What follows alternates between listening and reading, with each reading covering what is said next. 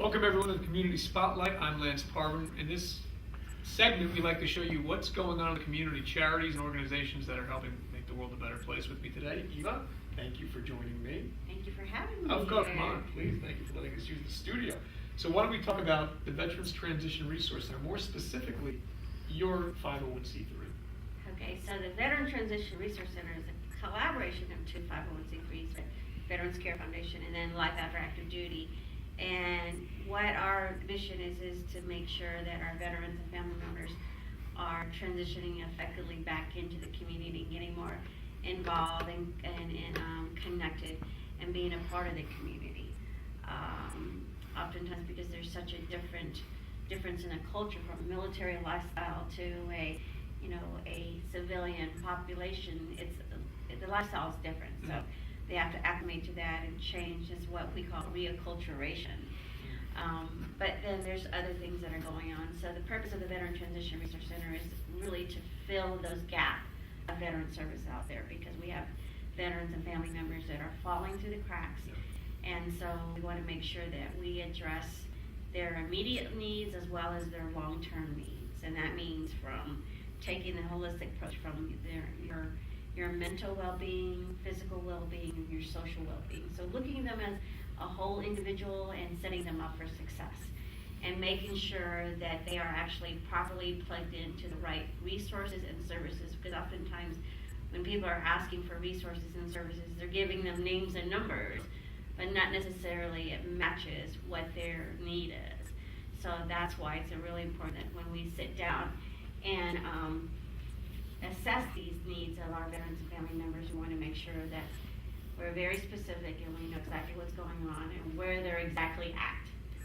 Because the last thing you want to do is when you have somebody that's in a verge of going homeless and they go like, oh, they need this job, but right now that job doesn't matter to them because right now they're going to be out in the street. So that's what you have to address first. So those things sometimes we forget that it's really important that we meet them exactly where they're at before we even go beyond that. Now, as the director of an organization, I find this is an important question because it's different from people that just come on to organizations. You founded this organization, and I find that there's always a passion behind why you founded this organization. If you don't mind me asking, why did you found Life After Active Duty? It was because of my son. He came back from his tour of duty in Afghanistan, and his needs were not being met, and psychologically and even emotionally. And because he did deal with the silent wounds of war. War does change men and women, regardless of what they say, but there are some changes, and sometimes it may not even appear till a few years down the road. But the problem is with what I did was that I saw that the health care system also failed him in many different levels, and so I saw that there were so many gaps and so many things that were going on that were not being addressed, that I felt like he was not alone and that we needed to look at the bigger picture and see how we can better serve our military service members and veterans that have come back from wartime. And this is why I love what you do, because number one, you're relatable.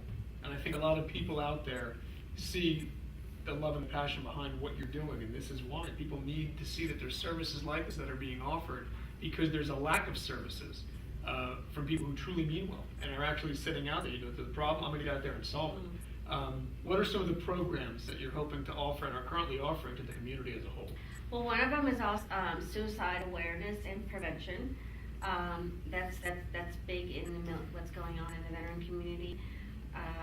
We're also doing peer-to-peer support groups, whether it's for widows, for veterans, for our women veterans, because that's another group of female veterans. Another group of population that's being underserved is our female veterans. Sometimes they don't feel like they identify themselves as a veteran.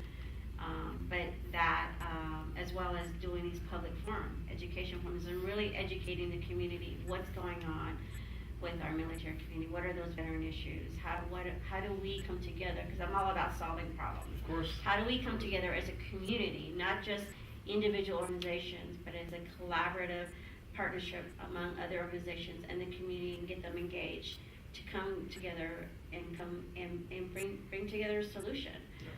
Because we need to go beyond thank you for your service, but also, we still need you, we still want you to serve here in the community. But in addition to the other services, we have the Women's Empowerment Program. We've just started the martial arts. Very nice. So we're going to start another group of martial arts, but we're going to actually start doing the anti-bullying aspect of it, because we have Leon Patella, Yes. that's ex-lead singer of Santana. So we're going to hopefully partner with Lance's martial arts. You know you group. are. Hopefully, you know we're partnering we know, up. We know are, and plus another group of organizations that I missed out on Sunday that are also involved with the anti-bullying. So I think there's a lot of synergy going on with that. And then we're also going to be doing mock interviews and career and job development. So those are little things. So we're right now slowly rolling things out. But by the time we get this all rolled out, we will have a minimum of 25 research, That's amazing. 25 services. And I think it's great that you are helping the entire family. Yeah. It's not just the individual, and really it's our time to say, what can we do for you? Mm-hmm. Really to the veteran community, rather than saying thank you for your service. Now what can I do for you? Yeah. And to offer services like this across the board with different charities coming together, not saying it's all about me, it's all about us. It takes a village. We cannot do this alone. And it's amazing how even if it's not a veteran, how that other charity or that organization, how somehow there's a family member that's served. And so there's a level of connection, and so that's why when we say we take care of the family, there is a ripple effect. Absolutely. And that is their support system. And if we don't take care of them, then how do you think we're going to be able to take care of the individual veteran? We can't put a Band-Aid on a small. You have to really address the issue, and like I said, it's affecting everyone. Yeah, getting to the root of everything rather than just doing little Band-Aid little programs or quick fix. No, I 'Cause agree. it doesn't Just work. to throw stuff out there, throw it out there. What is the best way that people can contact you and your You organization? can contact us. You can. The contact number is 702-954-6302, or we have our website www.veteranstransitionresourcecenter.com. And we'll put that link up for you guys so you can check them out. Any community organizations that would like to be involved, both with volunteers or showing support to community, these are programs that are offered to you. So please contact them if you need help. Don't wait. And like I said, this is multiple organizations coming together. I want to thank Eva for stopping by, and thank you all for all you do for the community. Oh. There's nothing little about it. It's fantastic. And so until next time, I'm Lance Parvin. Thank you. Thank you.